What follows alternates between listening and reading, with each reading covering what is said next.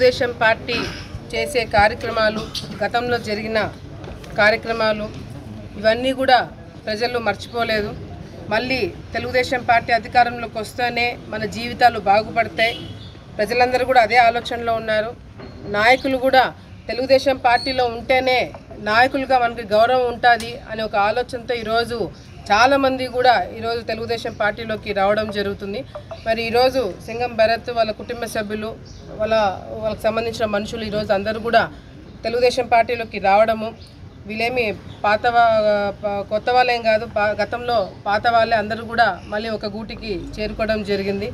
మళ్ళీ తెలుగుదేశం పార్టీ జెండాను ఎగరేయడానికి అందరం కూడా కృషి చేసి అందరూ కూడా కలిసికట్టుగా పాత కొత్త తేడా లేకుండా అందరూ కూడా కలిసి రాజకీయాలు చేసి ఈరోజు ఆలగడ్డలో ఏదైతే అరాచకాలు జరుగుతున్నాయో అరాచకాలన్నీ కూడా అరికట్టి మళ్ళీ తెలుగుదేశం పార్టీ అధికారంలోకి రావడానికి అందరం కూడా కృషి చేయాలని చెప్పి కూడా మనస్ఫూర్తిగా కోరుకుంటూ ఈరోజు కండవ వేసుకున్న ప్రతి ఒక్కరు కూడా స్వాగతం పలుకుతున్నాము.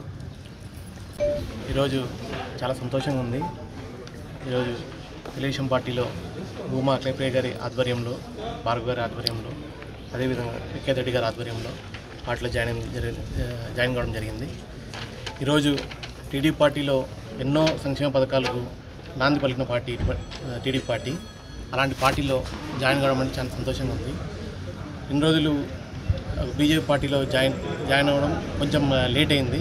అది ఒక వేరే విధంగా వెళ్ళిపోయి జాయిన్ కావాల్సి వచ్చింది అక్కడ.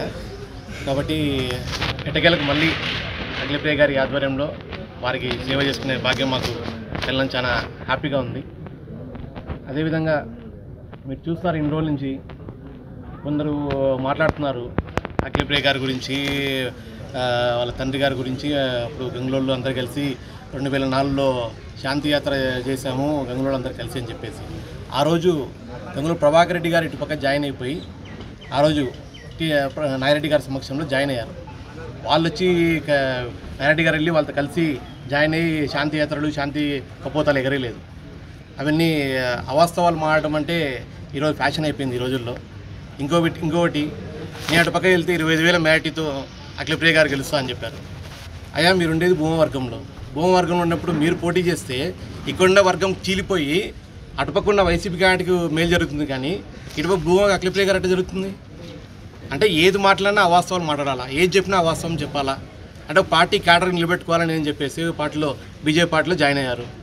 ఇన్ని రోజులు ఖర్చు పెట్టినాము, చేసినాము, ఈరోజు మాకు పార్టీ పలకడం లేదు అని చెప్పేసి వైసీపీ పార్టీలో పోతారు.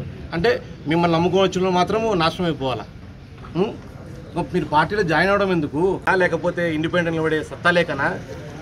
మీ సత్తా ఇండిపెండెంట్ కూడా చూపించగలరు కదా. పార్టీలో జాయిన్ అయినప్పుడు ఇండిపెండెంట్ కూడా చూపించుకోవాలి మీరు ఏందనేది. అది చూపించుకోకుండా ఊరికే 4 ఏళ్ళు తిరిగినాము, డబ్బులు ఖర్చు పెట్టుకున్నాము, చేసినాము, మాకు ఏం జరగడం అనే విధంగా పోయి అటుపక్క పార్టీలో జాయిన్ అయిపోతే తిరిగిన వాళ్ళ పరిస్థితి ఏంది? వర్గం ఉన్న పరిస్థితి ఏంది? ఇటుపక్క ఉన్నది భూమా వర్గం, గంగుల వర్గమే. వర్గాల పరిస్థితి ఏంది? అంటే వర్గ రాజకీయం ఇక్కడ జరుగుతున్నప్పుడు మీ ఇష్టానుసారం పోయి జాయిన్ అయిపోతే ఎటువంటి సందేశాలు ఇస్తున్నారు మీరు కార్యకర్తలకు కానీ నాయకులకు కానీ? ఈరోజు భూమా గంగుల వర్గం చేరడం అనేది ఎంత గలీజవరం అంటే ఈరోజు మీ ఉనికి మీరే పోగొట్టుకున్నారు. అంటే ఒక లీడర్ స్థాయి నుంచి ఏదో కింద కార్యకర్త స్థాయికి పోయాను. ఇప్పుడు మాకు జగన్మోహన్ రెడ్డి గారు ఏదో చేస్తారు, నేను 25,000 ఓటు చీలుస్తాను, ఇవి చెప్పుకుంటూ పోతే జనాలు నవ్వుతారు. కాబట్టి ఇక్కడ సమస్య లేని ఇల్లు ఉండదు, పరిష్కారం లేని సమస్య ఉండదు. బంధాలు గొప్పవి, బాధలు చిన్నవి. మీ సమస్యని మేము పరిష్కరిస్తాం. రండి, మాట్లాడుకుందాం.